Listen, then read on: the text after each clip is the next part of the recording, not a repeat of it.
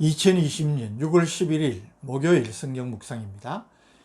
본문은 히브리서 12장 14절에서 29절 말씀입니다. 모든 사람과 더불어 화평함과 거룩함을 따르라. 이것이 없이는 아무도 주를 보지 못하리라. 너희는 하나님의 은혜에 이르지 못하는 자가 없도록 하고 또 선뿌리가 나서 괴롭게 하여 많은 사람이 이로 말미암아 더럽게 되지 않게 하며 음행하는 자와 혹 한 그릇 음식을 위하여 장자의 명분을 판 에서와 같이 망령된 자가 없도록 살피라. 너희가 아는 바와 같이 그가 그 후에 축복을 이어받으려고 눈물을 흘리며 구하되 버림바가 되어 회개할 기회를 얻지 못하였느니라. 너희는 만질 수 있고 불이 붙는 산과 침침함과 흑암과 폭풍과 나팔 소리와 말하는 소리가 있는 곳에 이른 것이 아니라 그 소리를 듣는 자들은 더 말씀하지 아니하시기를 구하였으니 이는 짐승이라도 그 산에 들어가면 돌로 침을 당하리라 하신 명령을 그들이 견디지 못함이라. 그 보이는 바가 이렇듯 무섭기로 모세도 이르되 내가 심히 두렵고 떨린다 하였느니라. 그러나 너희가 이런 것은 시온산과 살아계신 하나님의 도성인 하늘의 예루살렘과 천만 천사와 하늘에 기록된 장자들의 모임과 교회와 만민의 심판자이신 하나님과 및 온전하게 된 의인의 영들과 새 언약의 중보자이신 예수와 및 아벨의 피보다 더 나은 것을 말라는 뿌림핀이라. 너희는 삼가 말씀하신 이를 거역하지 말라. 땅에서 경고하신 이를 거역한 그들이 피하지 못하였거든 하물며 하늘로부터 경고하신 이를 배반하는 우리일까 보냐. 그때에는 그 소리가 땅을 진동하였거니와 이제는 약속하여 이르시되 내가 또 한 번 땅만 아니라 하늘도 진동하리라 하셨느니라.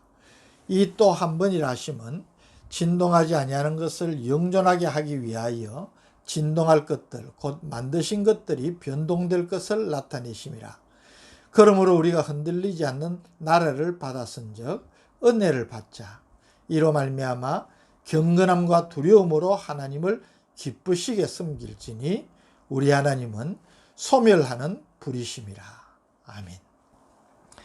압달락에서 고난 가운데에서도 자기 백성을 연단하고자 하시는 하나님의 사랑을 확신하며 인내할 것을 권면한 저자는 계속해서 성도의 실천적인 신앙생활의 자세를 가르치고 있습니다. 먼저 모든 사람과 화평함과 거룩함을 따르라. 그렇게 명합니다. 14절 모든 사람과 더불어 화평함과 거룩함을 따르라. 이것이 없이는 아무도 주를 보지 못하리라. 예수 그리스도는 우리 모든 죄인들을 위해 자신을 화목 제물로 드리셨습니다. 그 예수님의 대제사장적인 사역 때문에 하나님과 원수된 우리들이 하나님과 화목하게 되고 하나님의 백성, 하나님의 자녀가 되는 은혜를 누린 것입니다.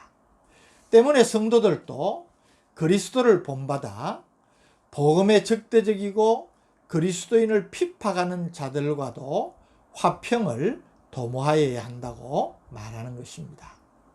이것이 그리스도를 믿어 구원함을 받은 그리스도인들이 가져야 될 삶의 자세입니다.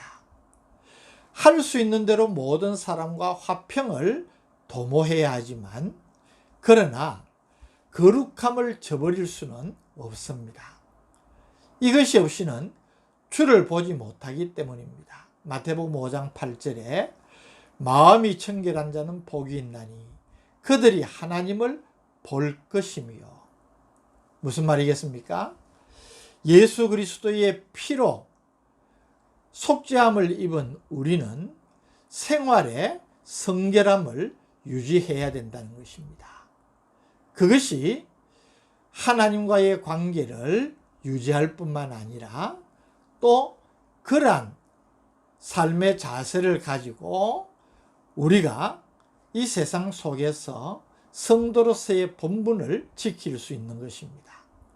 화평과 거룩, 이것이 없이는 거룩하신 주님께 나아갈 수 없다고 경고한 저자는 화평에 반대되는 분열의 선뿌리를 퍼뜨리는 자와 거룩함에 반대되는 음행과 식물을 탐하는 것, 즉 육신에 속한 것을 탐하는 망령된 자들에게 경고를 하고 있습니다. 15절, 너희는 하나님의 은혜에 이르지 못하는 자가 없도록 하고 또 선뿌리가 나서 괴롭게 하여 많은 사람이 이로 말미암아 더럽게 되지 않게 하며, 16절, 음행하는 자와 혹 한 그릇 음식을 위하여 장자의 명분을 판 에서와 같이 망령된 자가 없도록 살피라. 17절, 너희가 하는 바와 같이 그가 그 후에 축복을 이어받으려고 눈물을 흘리며 구하되 버림바가 되어 회개할 기회를 얻지 못하였느니라.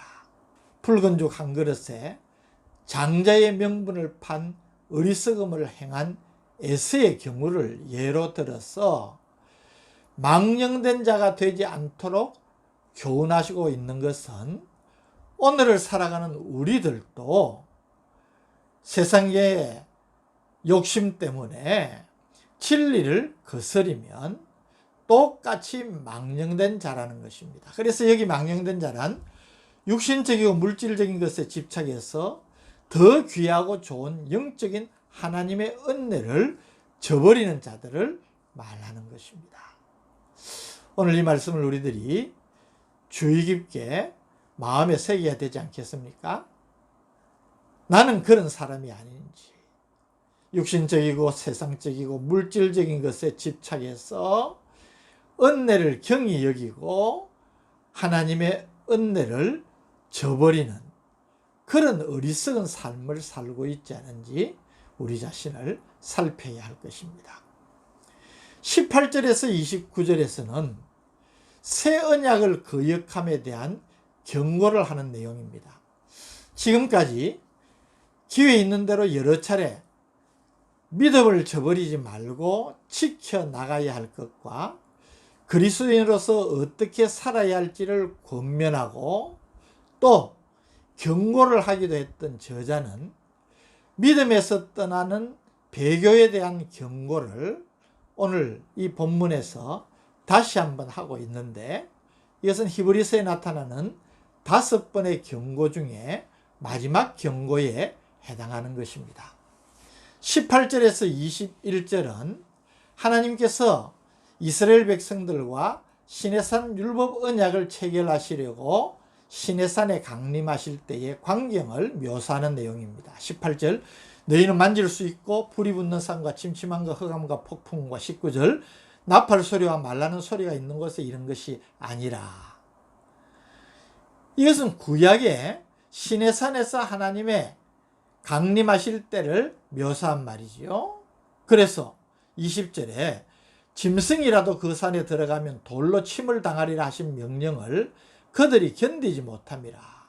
21절에 그 보이는 바가 이렇듯 무섭기로 모세도 이르되 내가 심히 두렵고 떨린다 했느니라. 하나님께서 강림하셔서 임재하신 그곳에는 사람은 물론, 모세같이 위대한 사람은 물론 짐승이라도 함부로 들어갈 수 없는 두려운 곳이었습니다. 그러나 22절에서 24절의 내용은 너무나 대조적인 위로를 주고 있지 않습니까?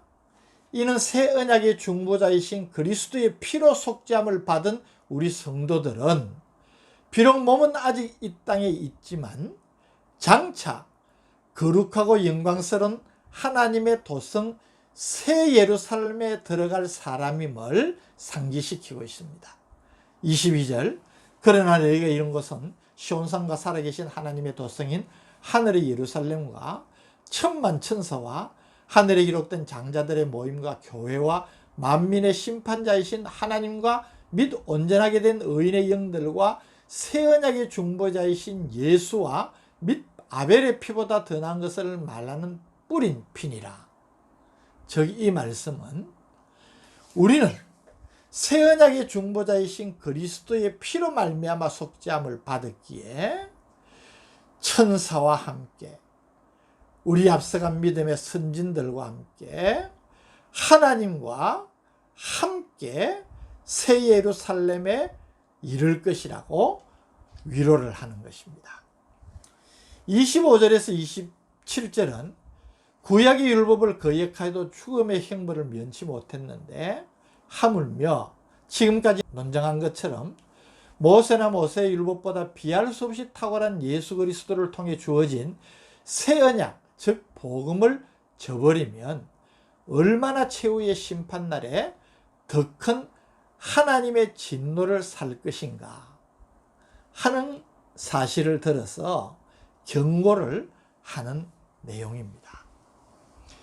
결론적으로 이 소망 가운데 은혜를 받아 경건하고 두려운 마음으로 하나님을 기쁘시게 섬기라고 격려를 합니다.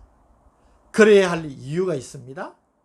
그것은 하나님은 공의의 심판주이시기 때문입니다. 28절 29절 그러므로 우리가 흔들리지 않는 나라를 받았은즉 은혜를 받자. 이로 말미암아 경건함과 두려움으로 하나님을 기쁘시게 섬길지니 29절 우리 하나님은 소멸하는 불이심이라. 원문에 보면 29절 맨 앞에 왜냐하면 이라는 말이 들어 있습니다. 왜 성도가 경건함과 두려움으로 하나님을 기쁘시게 섬기는 삶을 살아야 하는지 그 이유를 들어서 왜냐하면 우리 하나님은 소멸하는 불이심이라 그렇게 밝히고 있는 것입니다. 오늘 본문을 통하여서 하나님께서 당대의 성도들 뿐만 아니라 우리에게 주시는 교훈이 무엇입니까? 우리 성도들은 먼저 복음, 하나님의 말씀에 순종해야 된다는 것입니다. 구약의 율법에 따른 그 결과도 하나님은 엄중히 다루셨는데 예수 그리스도의 피로 말미암은 새 언약의 결과로 하나님의 말씀을 받는 우리가 그 말씀을 어떻게 소홀히 할 수 있겠습니까? 우리는 말씀을 통하여서 하나님의 뜻을 늘 밝히 알아가면서 화평함과 거룩함을 따라야 됩니다. 이 화평과 거룩 두 가지는 우리 성도의 삶의 원칙적인 자세임을 기억해야 됩니다. 우리는 세상에서 구별된 존재이기 때문에 거룩해야 함과 동시에 또 모든 사람을 사랑으로 품는 화평의 삶을 살아야 한다는 것입니다. 이런 삶을 우리가 힘써 살면서 하나님을 기쁘시게 해야 할 이유는 마지막 절이 밝혀주신 대로 하나님은 심판하시는 하나님이시기 때문입니다. 하나님은 사랑의 하나님이신 동시에 심판하시는 하나님이시기 때문에 하나님의 사랑과 은혜로 구원의 은혜를 경험한 우리가 더 하나님을 기쁘시게 하는 화평함과 거룩함의 삶을 살아야 한다고 강조하는 것입니다. 이 말씀과 같이 세상 속에서 화평함과 거룩함을 이루는 삶을 살아가는 우리가 될 수 있기를 바랍니다. 우리의 존재가 어떤 존재인지를 기억하면서 화평함과 거룩함으로 하나님의 자녀다운 삶을 살아가는 우리가 되게 하여 주옵소서. 예수님의 이름으로 간절히 기도드립니다. 아멘.